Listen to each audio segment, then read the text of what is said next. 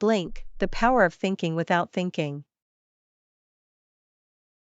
Listening with your eyes, the lessons of Blink. According to Gladwell's book, Blink, our subconscious mind picks up on subtle cues that our conscious mind misses. These cues can provide valuable insights in social situations. Take the example of Abby Conant, a musician who auditioned for the Munich Philharmonic Orchestra. Despite a mistake during her performance, the selection committee knew she was the one. A year passed. Conant was called to a meeting. She was to be demoted to second trombone, she was told. No reason was given.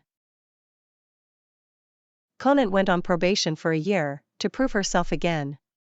It made no difference. You know the problem, Solibadake told her. We need a man for the solo trombone. The triumphs. The orchestra claimed that Conant's shortness of breath was overhearable, but she scored well above average in extensive testing. The nurse even asked if she was an athlete. Conant played 7 of the most difficult passages in the trombone repertoire in a special audition, and the expert was effusive. The orchestra claimed she was unreliable and unprofessional, but it was a lie. Conant faced another 5 years of battles, because the orchestra refused to pay her on par with her male colleagues. She won, again and again. She prevailed on every charge. And she prevailed because she could mount an argument that the Munich Philharmonic could not rebut. A revolution in classical music. Did you know that classical music was once considered the preserve of white men? But over the past few decades, the industry has undergone a revolution. In the United States, orchestra musicians began to organize themselves politically. They formed a union and fought for fairness in hiring and proper contracts. As a result, the audition process was formalized.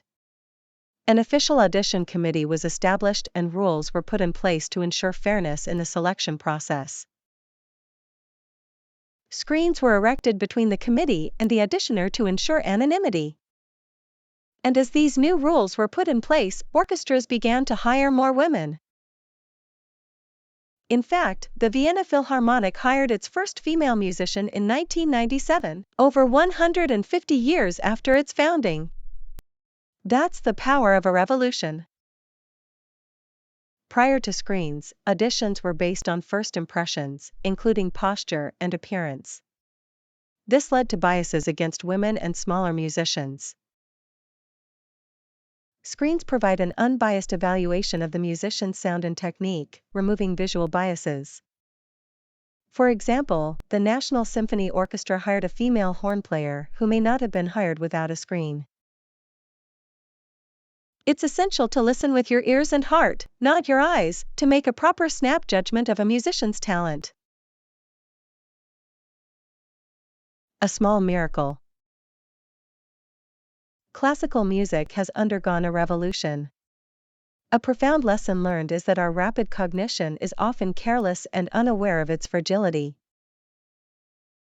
Conductors' snap judgments were oblivious to influences shaping their biases.